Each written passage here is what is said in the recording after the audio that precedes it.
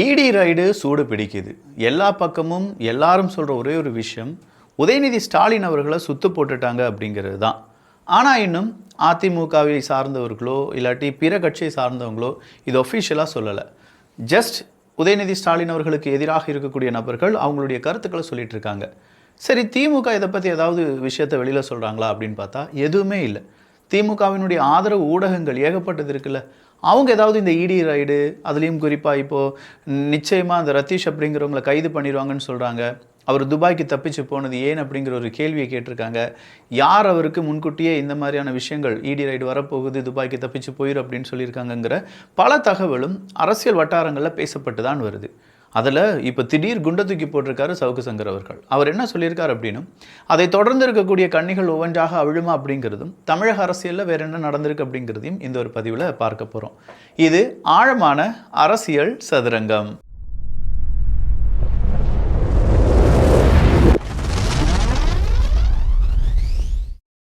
First நம்ம பார்க்க வேண்டியது தோட்டத்து வீடு. அதில் தனியாக இருந்து கொலை செய்யப்பட்டவர்கள் அப்படின்னு சொல்லும்போது, பல்லடம் மூவர் கொலை வழக்காக இருக்கட்டும், ஈரோடு இரட்டை கொலை சம்பவமாக இருக்கட்டும், இப்போது ஒரு தகவல் வெளியானதாக சொல்லப்படுகிறது.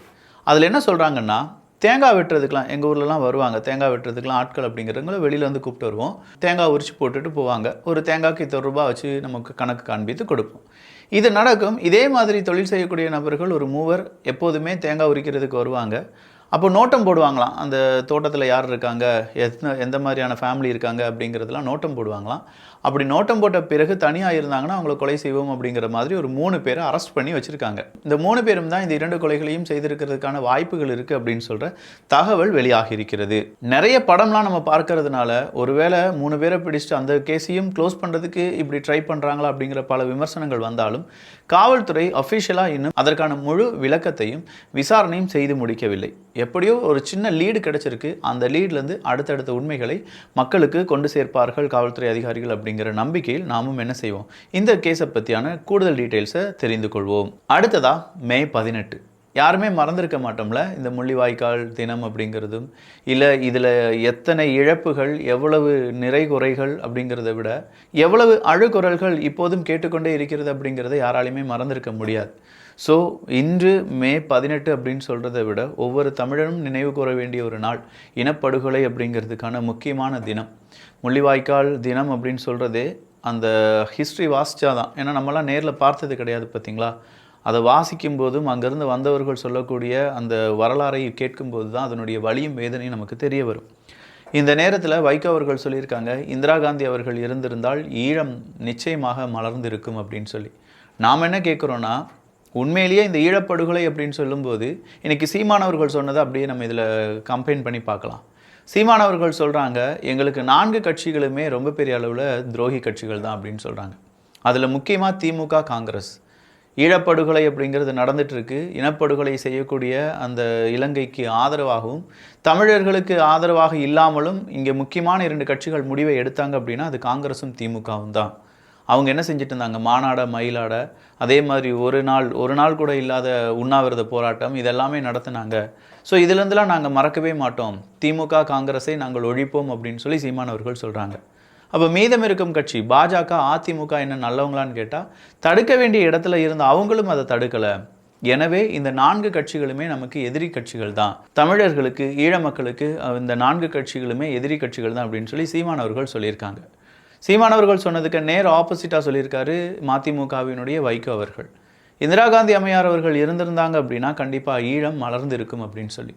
இல்லை சார், காங்கிரஸ் இருக்கிற வரையிலும் காங்கிரஸ் அடுத்ததாக, ஏன்னா அவ்வளோ விஷயங்கள் செஞ்சுருக்காங்க இந்த காங்கிரஸ் கட்சி, கண்டிப்பாக நாங்கள் சொல்கிறோம் ஈழம் அப்படிங்கிறது மலர்ந்திருக்கிறதுக்கான வாய்ப்பு கிடையாது. காங்கிரஸை பொறுத்த வரைக்கும் அங்கே இறந்து போனது ஏதோ ஒரு நாட்டின் பிரஜைகள் அப்படிங்கிறது தான் அவங்க உறுதியாக இருந்தாங்களே தவிர அவங்க தமிழர்கள், இங்கே இருக்கக்கூடிய தொப்புள் கொடி உறவுகள் அப்படின்னு சொல்லி அவங்க நினச்ச மாதிரி தோணவே இல்லை. இன்றைக்குமே அந்த வரலாறெல்லாம் மாற்றி படித்து பார்த்தாலுமே அது 1% கூட தோன்றாமல் இருக்கிறதுக்கான அந்த காரணம் என்ன அப்படின்னு கேட்டால் காங்கிரஸ் செய்திருக்கக்கூடிய சில உள்ளடி வேலைகள் தான். எது எப்படி இருந்தாலும் மதிமுக அவர்கள் இப்போ என்ன செய்ய போகிறாரு, வேறு வழியே இல்லை. அவங்க திமுக கூட ஐக்கியமாயிட்டாங்க. துரை வைகோ அவர்கள், மதிமுகவினுடைய வைகோ அவர்கள், இவங்க எல்லாருமே இப்போ திமுகவினுடைய மிக முக்கியமான நபர்கள், ஸ்போக்ஸ் பர்சனாக மாறிட்டாங்க. அப்படி இருக்கும்போது அவங்க என்ன செய்வாங்க, எதையாவது ஒன்று சொல்லி மடைமாற்றம் செய்வதற்கான முயற்சிகளை மேற்கொள்வார்கள். பட் உண்மையிலேயே ஈழத்தை நேசிக்கக்கூடிய ஈழத்தமிழர்கள் காங்கிரஸை அவ்வளவு சீக்கிரம் விரும்ப மாட்டார்கள், மன்னிக்க மாட்டார்கள் அப்படிங்கிறது 100% ஷியோர். அடுத்ததா மே 18 தமிழென பேரெழுச்சி பொதுக்கூட்டம். ஈகை சுடர் ஏற்றினார் நாம் தமிழர் கட்சியினுடைய தலைமை ஒருங்கிணைப்பாளர் அண்ணன் செந்தமிழன் சீமான் அப்படின்னு சொல்லி அந்த வீடியோ, அதற்கான அந்த கூட்டம் அப்படிங்கிறது எல்லாமே பெருசாக இருந்துச்சு. என்னப்பா கட்சி எல்லாமே காலி ஆயிடுச்சுன்னு சொன்னீங்க, இவ்வளோ பெரிய கூட்டம் கூடியிருக்கு அப்படின்னு சொல்லி ஏகப்பட்ட பேர் இதை இன்னைக்கு பகிர்ந்திருக்கிறார்கள் என்பது குறிப்பிடத்தக்கது. நேற்று சொன்ன அந்த ஒரு செய்தி இன்னைக்கு ஒரு சில ஊடகங்கள் கவர் பண்ணியிருக்காங்க. அமைச்சர் PA இச்சைக்கு இறை 20 பெண்கள் இரவு நேர டார்ச்சர், தெய்வ செயலின் சாத்தான் குணம் அப்படின்னு சொல்லி இன்னைக்கு நியூஸ் தமிழ் டிவி 24/7 அப்படிங்கிற அந்த சேனல் இந்த செய்தியை டெலிகாஸ்ட் பண்ணியிருக்காங்க. அந்த தெய்வ சாயல் அப்படிங்கிறவன் செய்திருக்கக்கூடிய அந்த ரொம்ப முக்கியமான அரக்க குணம் படைத்தவன் கொடூரமாக பெண்களை கொடுமைப்படுத்தியிருக்கிறான் அப்படிங்கிறது தெல்ல தெளிவாக புரியுது. ஆனாலுமே அவனை இன்னும் பாதுகாக்கிறாங்க. அவனுக்கு எதிராக வழக்குகள் அப்படிங்கிறது பெருசாக இல்லை அவனை சார்ந்து இருக்கக்கூடிய அந்த 20 நபர்கள் யார் அப்படிங்கிறதும் 20 பெண்கள் யார், அவங்களை எப்படி காப்பாற்ற முடியும் அப்படிங்கிறத பற்றி இங்கே டிவி டிபேட் ஷோ அரசியல்வாதிகள் பேசுகிறார்களா அப்படிங்கிறது எல்லாமே $1 மில்லியன் கேள்விதான். மின் கட்டண உயர்வு. இந்த மின் கட்டண உயர்வு அப்படின்னு சொல்லும்போது 3 பேர் பேசின வீடியோ இன்றைக்கி நான் பார்த்தேன். ஒன்று மு.க. ஸ்டாலின் அவர்கள், அவர் வாக்கு அந்த வாக்கு இன்னும் ஓட்டுலாம் ஆரம்பிக்கலை, 2021 எலெக்ஷன் அந்த டைமில் அவர் வாக்குறுதிகளை சொல்வார்ல, அதில் சொல்லியிருக்கார், நாங்கள் மட்டும் ஆட்சிக்கு வந்துட்டோன்னா மாதம் ஒரு முறை மின் கட்டணம் அப்படிங்கிறது வசூலிக்கப்படும், யாரும் பயப்பட வேண்டாம் அப்படின்னு சொல்லியிருக்காங்க. அடுத்ததாக மின்சாரத்துறையினுடைய அமைச்சராக இருந்தவர் நம்ம செந்தில் பாலாஜி அவர்கள், அந்த நேரத்தில் தான் அணில் கரண்டை கடிச்சிருச்சு அப்படிலாம் சொல்லி ரொம்ப பெரிய ட்ரோல் மெட்டீரியலாக மாறிச்சு. அதே செந்தில் பாலாஜி அவர்கள் என்ன பேசியிருக்காரு அப்படின்னு பார்த்தீங்கன்னா, இல்லை ஸ்மார்ட் மீட்டர் மாட்டின உடனே நாங்கள் ஒரு மாதத்துக்கு ஒரு தடவை இந்த கரண்டை ரீட் பண்ணிடுவோம் அப்படின்னு சொன்னாங்க. இப்போ கடைசியாக யார் எலக்ட்ரிசிட்டி போர்டில் இருக்காங்களோ அவங்கக்கிட்ட போய் கேட்கும்போது அவங்க என்ன சொல்கிறாங்க, இல்லை நிதி நிலைமை உங்களுக்கே தெரியுமில்ல, தமிழ்நாட்டினுடைய நிதி நிலைமை, காலம் கனியும் போது நாங்கள் மாதம் ஒரு முறை மின் கட்டணம் அப்படிங்கிறத எடுப்போம் அப்படின்னு சொல்லியிருக்காங்க. இல்லை சார், காலம் கனியறதுக்கு முன்னாடியே 4 வருஷம் ஓடிருச்சு, இன்னும் 10 மாதங்கள் தான் உங்கள் ஆட்சியே இருக்குது, அதுக்கு முன்னாடி மாதம் ஒரு முறை அப்படிங்கிற அந்த திட்டத்தை அட்லீஸ்ட் நீங்கள் ஒரு பேருக்காவது தொடங்கி வச்சிங்கன்னா வரக்கூடிய ஏதாவது ஒரு கட்சி மறுபடியும் அதை தொடர்ச்சியாக செய்து கொண்டே இருப்பார்கள், அதை கொஞ்சம் பார்த்து செய்யுங்க அப்படின்னு சொல்லி மக்கள் கேட்குறாங்க. பட் அரசியல் கட்சிகளை பொறுத்த வரைக்கும் முடியாது, இப்போதைக்கு மாதம் ஒரு முறை மின்சார கட்டணத்தினுடைய அந்த ரீடிங்கை எடுக்க முடியாதுங்கிற அதே நிலைமையில் தான் திமுகவும் இருந்து வருகிறது. அப்புறம் ஏன் சார் அந்த வாக்குறுதியை கொடுத்தீங்க அப்படிங்கிற ஒரு கேள்வி இருக்குது. அந்த கேள்விக்கான பதிலை திமுக தான் சொல்ல வேண்டும். தமிழ்நாட்டை பொறுத்த வரைக்கும் 15 பேருக்கு கொரோனா தொற்று உறுதியாகி இருக்கிறது அப்படிங்கிற தகவல். பட் பயப்பட வேண்டாம், ஏன்னா இது ரொம்ப நார்மல். டெய்லி ஒரு 10 பேருக்கு 5 பேருக்கு கொரோனா தொற்று வந்துட்டு தான் இருக்கும் அப்படிங்கிறதும் அது நியூ நார்மலாக மாறிடுச்சு.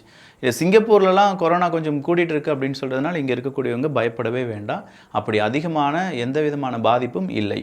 கொள்ளை போகும் மலை அப்படின்னு சொல்கிறது இன்றைக்கி எல்லா இடத்துலையுமே ரொம்ப வைரலாக இருக்குது. ரொம்ப முக்கியமாக எந்த பர்மிஷனும் இல்லாமல் சென்னைக்குள்ளேயே மண் எடுத்துகிட்டு போகிறாங்க. 10 டாரஸை பொதுமக்கள் பிடித்து காவல்துறையிடம் ஒப்படைப்பு. இந்த செய்தி பார்த்த உடனே ரொம்ப வியப்பாக இருந்துச்சு. ஏன்னா பொதுமக்கள் இந்த மணல் கொள்ளையை பிடித்திருக்கிறார்கள் அப்படின்னு சொல்லும்போது நம்முடைய காவல்துறை அதிகாரிகளும் கொஞ்சம் விழிப்புடன் தான் செயல்பட்டிருப்பாங்க. பட் ஏதோ ஒரு இடத்துல நம்முடைய காவல்துறை அதிகாரிகள் சின்னதாக இந்த மாதிரி மணல் மாஃபியாவை அப்படியே தடுக்கி விழுந்து போகிறாங்களோ அப்படிங்கிற மாதிரி இருக்குது. ஸோ இந்த மணல் மாஃபியா இல்லாட்டி இந்த கல் குவாரி இதெல்லாம் கொஞ்சம் கூட நம்முடைய காவல்துறை அதிகாரிகள் உறுதியாக அவங்களுடைய செயல்பாட்டை எடுக்க வேண்டும் அப்படிங்கிற தாழ்மையான வேண்டுகோளை வைத்துக்கொள்கிறோம். 2026 தேர்தலானாலும் சரி, அடுத்து வரக்கூடிய எந்த தேர்தலானாலும் சரி, நாங்கள் தனியாக தான் நாங்கள் நிற்க போகிறோம் அப்படின்னு சொல்கிறத சீமான் அவர்கள் கூறியிருக்கிறார்கள். விஜய் அவர்களை பொறுத்த வரைக்கும் நாங்கள் பாஜக கூட கூட்டணி வைக்கவே மாட்டோம் அப்படின்னு சொல்லி விஜய் அவர்களுடைய கட்சியை சார்ந்தவங்க சொல்லிட்டாலும் இன்றைக்கி தமிழிசை சவுந்தரராஜன் உட்பட நிறைய பேர் அவங்க பாஜக கூட கூட்டணி வைக்க மாட்டோம்னு சொல்லி டைரெக்டாக சொல்லலையே, விஜய் அவர்கள் சொல்லலையே அப்படின்னு சொல்லியிருக்காங்க. மேடம், துணை பொதுச் செயலாளரே சொல்லிட்டாங்க, அதனால் விஜய் அவர்கள் பாஜக கூட கூட்டணி வைத்துக்கொள்ள மாட்டார் அப்படின்னு சொல்கிற அந்த தகவல் வெளியான பின்பும் கூட்டணி பற்றி இன்றும் எல்லோரும் பேசிக்கொண்டிருக்கிறார்கள் அப்படிங்கிறத நம்மளால் புரிந்து கொள்ள முடிகிறது. ஸோ ஓவராலாக நிறைய செய்திகள் பார்த்துருக்கோம். இந்த செய்திகளை பற்றி உங்களுடைய கருத்துக்கள் இங்கே வரவேற்கப்படுகின்றன.